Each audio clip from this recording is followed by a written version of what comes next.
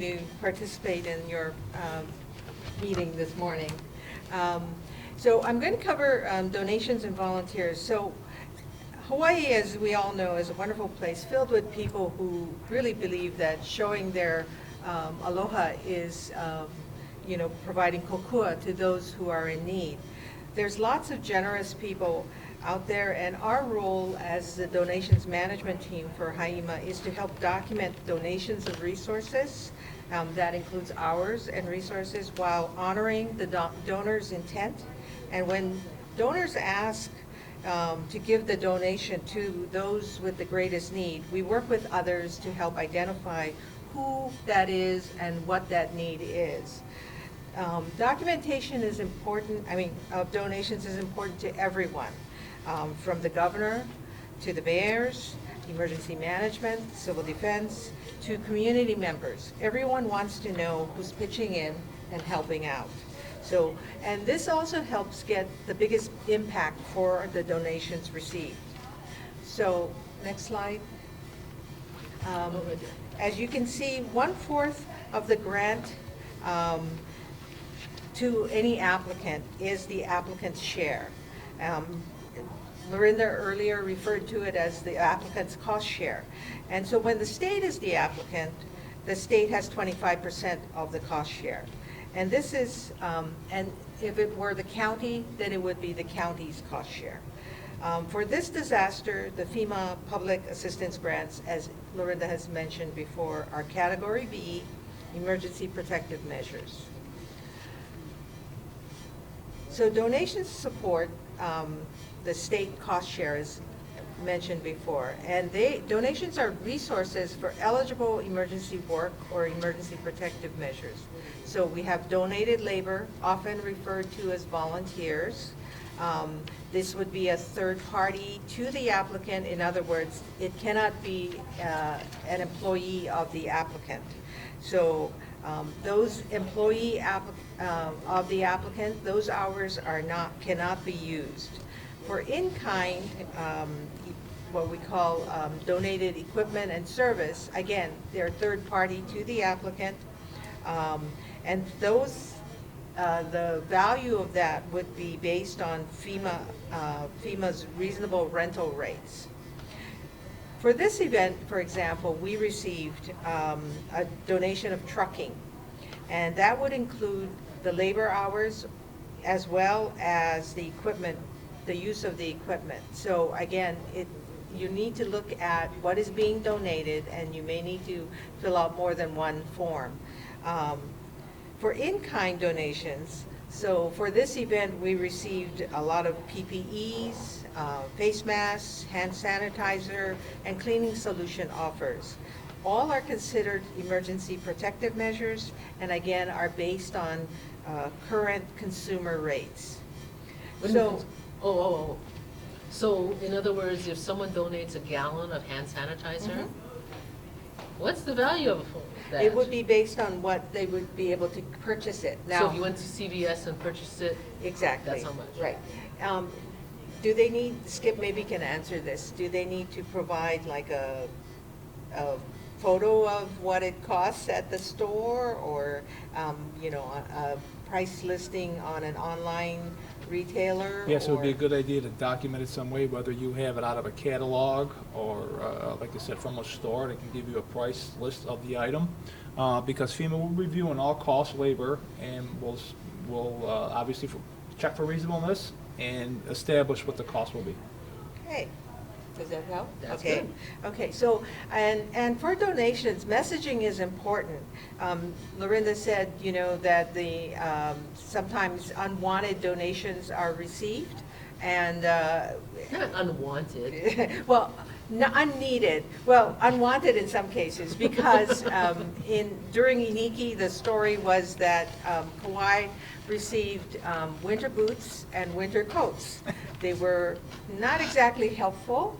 And so, again, the recipient agency would be responsible for that donation, including the disposal of it or distribution of it. So again, you know, you may want to think about what your messaging is. And so generally in disasters, the messaging is cash is best. And it's best to donate to nonprofit organizations assisting during the response or recovery efforts. And the reason cash is best is that it's easy to store. It needs, and survivor needs change constantly. And by the time the materials arrive, sometimes the needs have changed. And nonprofits who receive the cash are also better able to purchase locally, which what is needed, when it's needed, and it helps the local economy when materials or equipment are purchased locally. Okay, next. Okay, documentation. Luke referred to that. It must be done. You know, people who don't document change Skip's hair color to another shade of gray. Not much left. So it's important to document it, and it must be done. We complete the forms. We will be sharing, Lorinda asked people to register, and so we will be sending out the forms that have been evolving in our office in our discussions with Skip. So, sorry, let me do the plug. So if any of you have not registered on the Q&A box with your name, agency, and email address, please do. We will be automatically sending out the donation and volunteer forms to everyone who registered for today's applicant briefing. Okay, so donated labor or volunteer hours are based on straight time hourly labor rate and fringe benefits. So Skip, that would be based on the type of work they're doing. So if a physician was doing warehouse work, it would be based on the warehouse work and not the rate that they would get as a physician. Yes, it's the correct? task that drives that ship. So whatever the task that's being performed by whomever's performing it, an applicable local labor rate for that type of work will be applied, and the applicant's fringe benefit rate will be applied to that hourly rate. So if their fringe benefit rate is higher, you know, because of the kind of work that's being done, then that would be the rate that would be applied. Exactly. So, for instance, a person, let's say the rate for the work that they're doing is $25 an hour, and they have a fringe benefit rate of whatever, 40–50%, and it comes to, let's say, $40 an hour, it's that $40 an hour that'll be applied towards the donated resource for labor. Okay, thank you. So for donated equipment, it would be the FEMA equipment cost code rate would be used for that. And Skip, do you want to talk a little bit about that? Yes, FEMA has an equipment cost code list, and it's upgraded periodically to adhere to the current inflation rate. So for instance, if you had a pickup truck that is being used to deliver food supplies, the use of that pickup truck and FEMA cost code is roughly, dependent on the size of the pickup truck, maybe $14 an hour. That is the rate we would apply for that vehicle use.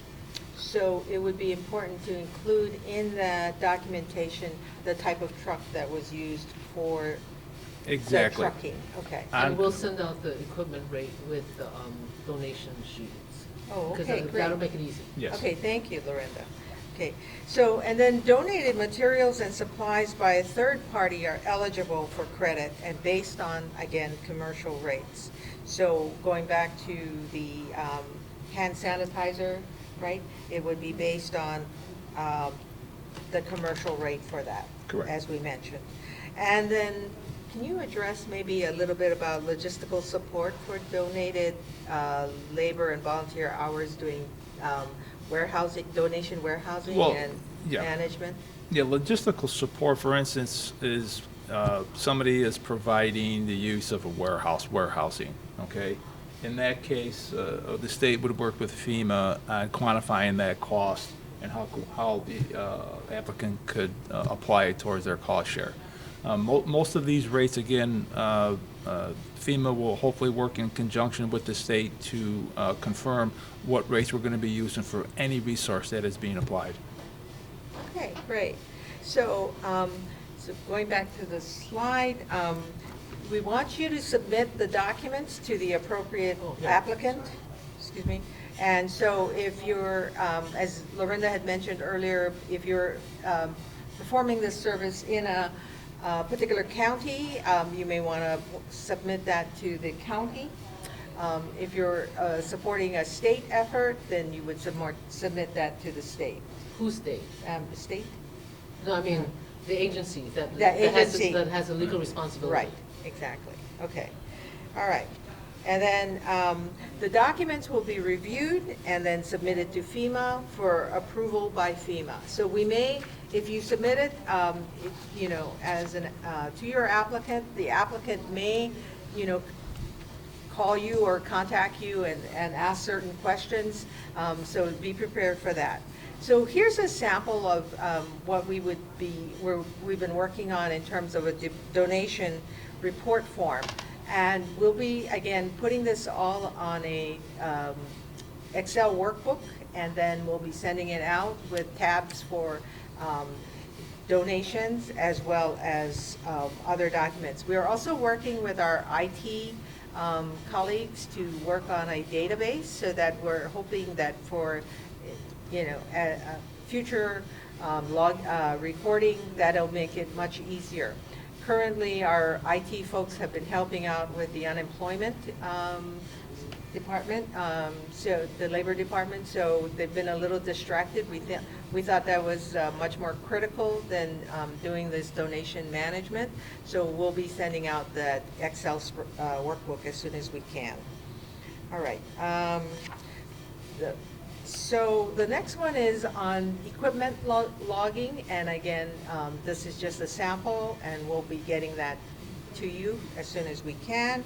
And then the third one is on the labor hours or volunteer hours. And again, this is it's important to ensure that the form does have the location where the work is being done, who the requesting agency is, and then what the project is. So for example, if you were participating in one of the food distribution drives that were organized around the state, you would put the location of that food drive and distribution, and then who the requesting agency was, and then also there should be a signature for each, or an initial of each volunteer.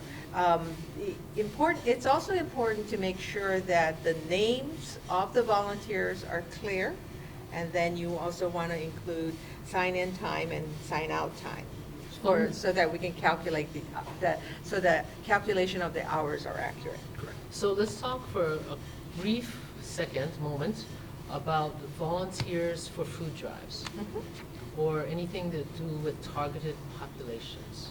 Okay, so agencies, we want to make sure that, one, you're documenting who the food drives or meals were for, because all that has to be divided by targeted population, so that when your volunteer labor comes in, we can say, yes, this is going to be an eligible donation because it was serving a specific population that it was identified as eligible. I know that sounds kind of convoluted, but if the agencies who are providing, have the legal responsibility for taking care of these targeted populations don't make sure they have good documentation, the volunteer hours aren't going to count. Okay, so as I think Skip's got a thought. Sorry. Yeah, what's important is a volunteer organization may normally feed people through whatever criteria. Now COVID has hit, and they're still feeding those same people. That is not really eligible because it's not really disaster related, okay? So we have to make sure that what they're doing, all these donated resources are going to something specific for the disaster or the pandemic. Which makes it difficult because so many people are trying to help the community. They're trying to do good. Exactly. And not everything's gonna be eligible, but we wanna still say that these are still very good, it's good community effort because we're helping each other. Right, and as I said at the beginning, that everybody wants to know that what people are doing and who they're serving, because I think whether it's counted towards the cost share or not, I think, all these people deserve to be thanked, and Absolutely. and their effort should be appreciated. And so I think if someone's hours are not applied to the cost share, don't feel bad, is my feeling, but you should, make the best effort you can to document it, and then we will work together with you and the applicants to ensure that as much as possible, they apply to the cost share. Yes. And so, anything else, Lorinda? So while you said that some of it may not be eligible for the cost share because we weren't able to match it with an eligible expense, the other thing that may happen is we may get such an outpouring from the community that we're going to have more than enough to meet the cost share, because the cost share is based on the expenses that the agency is asking for reimbursement for. It's not infinite. So it could be that we're going to have such a great outpouring that we're going to say thank you so much, and we're going to count as much as we can up to whatever FEMA allows. That's a great scenario, because that means that applicant basically is getting 100% funding for all their costs. And that's the situation we want to be in. Yes. That's right. So please record those hours and donations, regardless of what they are. And then, if you have questions, So if there are any questions now, oh, wait, okay, we do have questions, Oh. hold on. I can read it to you, wait. Okay, so the first question is, if state employees from one agency without legal responsibility provide volunteer labor to support another agency with the legal responsibility, who claims? That's a And very... can it be claimed and who claims? Well, right. The first part, most important, is can it be claimed? And again, that's a out-of-the-box scenario, and we have already requested from FEMA for guidance on that. Okay, so we're waiting to hear their response. But we have had a situation arise already that we did get clarification on, and that is, let's say you are a county agency, and in the evening, after work, one of your staff members volunteers with another agency. Mhm. Can their hours be counted? That is the exact scenario we submitted to FEMA for clarification on. Oh, okay. Yeah, that's the problem that we don't really know, because it may be a state agency personnel who is not donating their time to the state agency, they're actually donating to a third party.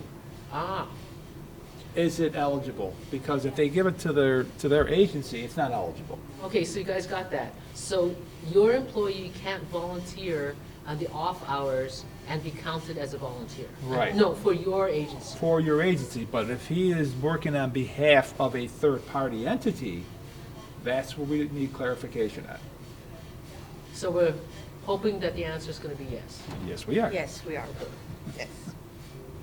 Okay, are there any other questions oh, yeah, I got more questions, sorry. The FEMA equipment cost code document does not include ventilators. Oh, good question. Mhm. And What is a reasonable rate? Exactly, and that happens actually in a regular PA program. We may have a vehicle that is not covered by their cost codes. Sometimes we have to combine cost codes. Other times, they are not there. In those instances, the state will work with FEMA to come up with a cost code. We have done that in the past. It'll have its own number, 9999, and a specialized cost code. I would have to think, because we're not the first, I'm not the only state to ask this question. Exactly. I would think FEMA probably has cost codes specific for COVID. They're probably nobody- formulated. yeah, That Yeah. nobody's else Right. never needed before. Yep. Okay, so January 20th, is that the incident start date? Yes, that is the national incident start date. And again, it has not ended, but as soon as FEMA says it ends, then you'll have a start and end date. Okay, next question, document retention. once documents are uploaded to the grants portal, do they have to maintain the same documents in their records? Well, again, yes, you need a copy of that exact same documentation. You are required by law to maintain a file of all your documents up to 3 years past the close of this disaster. Okay, that is law, and it's in case of possibility of future audits. You have to be able to produce the documentation, or you may be subject to returning the funding. Now, and that's another issue that come up with the returning of funding. Like I said, the documentation maintenance is contingent on the close of the disaster. The recovery of funding by the federal government is contingent on the close of the project. So if you come down 2 years from now or 4 years from now and the disaster has not been closed and FEMA is asking for some money back, if that project was closed beyond 3 years, they cannot get your money. All right, so there's two criteria for maintaining files. The one and important is to maintain your files up to 3 years past the close of this disaster. And we'll project out in the future, can tell you that Katrina is still open, Sandy is still open. Those disasters will be open for decades. This pandemic, I'll guess if this thing closed in a month, you might be able to close the disaster out in a couple years, maybe. Maybe. That's a very open scenario. So anyways, once that disaster is finally closed out and the state has submitted their final financial report to FEMA, that starts your 3-year clock. So, Skip, when you say the documents must be kept, is that a hard copy document, or can it be electronic? All FEMA states in their policies that you maintain a file. So, However, right. So if you keep digital, and you can't use the excuse when FEMA comes to knock on your door like, oh, I'm sorry, our Hard drive crashed, and we can't get to it. right. So I would be careful. The other thing is you can't stick it into your archives and forget that it's there. Yeah, I've seen a scenario where an applicant has their files, and then in a subsequent disaster, that building got totally destroyed by flood. There went Oh, their my. files, and they did not have them digitized. So I would suggest that your hard copy you're going to have, always keep your hard copy and digitize them, and put them in a safe place. So you recommend redundancy? I then? do. Okay, Redundancy is a good thing. yes. Well, it's what we say in emergency management anyway.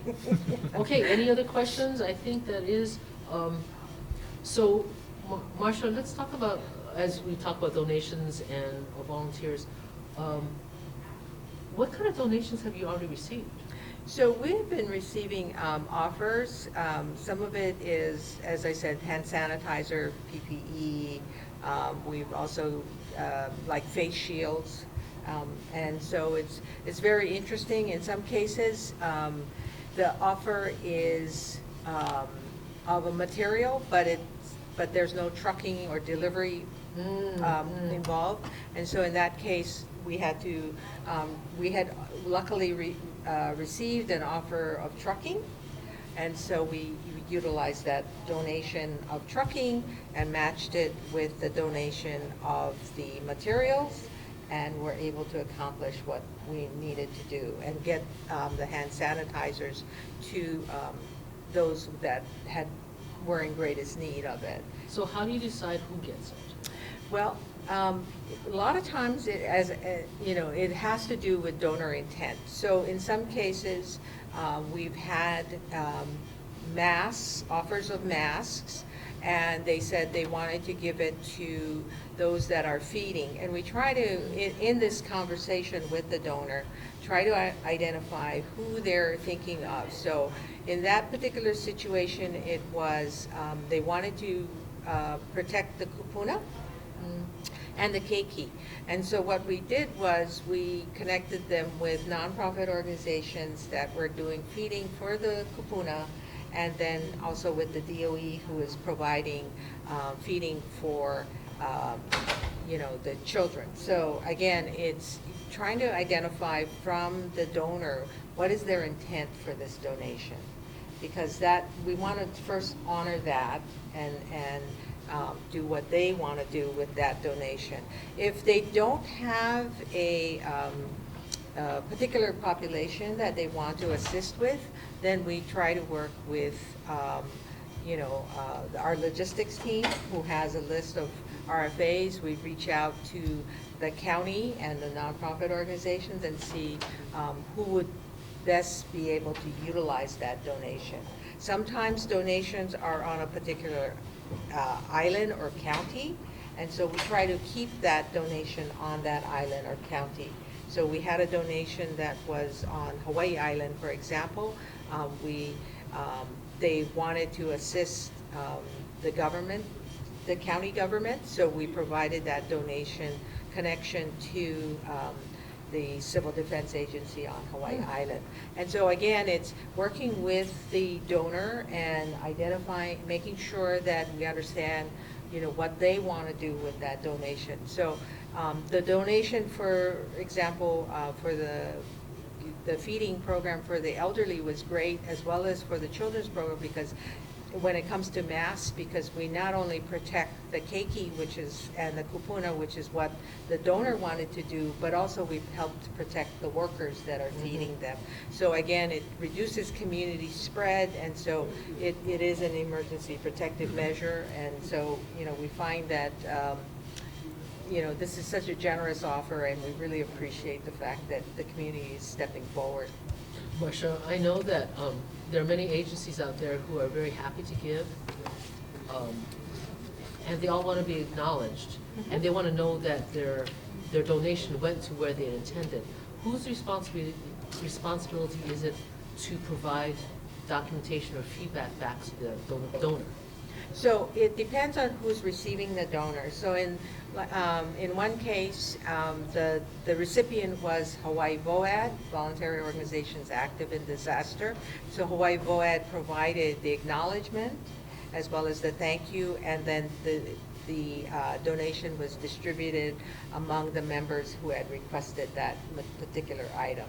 And so again, it helps because sometimes the nonprofit organizations who are utilizing the donation are so busy doing the work that they don't always have the opportunity to, they don't always have the time to be sending thank you notes and things like that. But they do. But State VOAD then does the acknowledgement, and as a 501c3 can provide the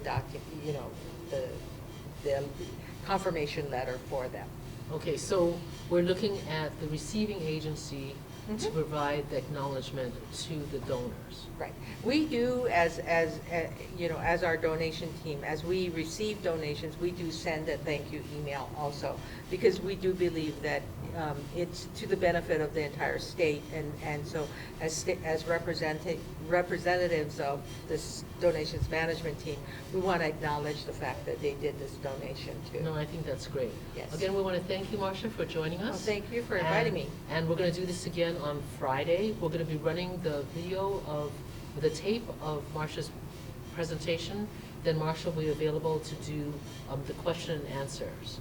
Again, thank you very much for joining us, and we will be posting our slides onto the webpage, and we thank you for all that you're doing. Aloha.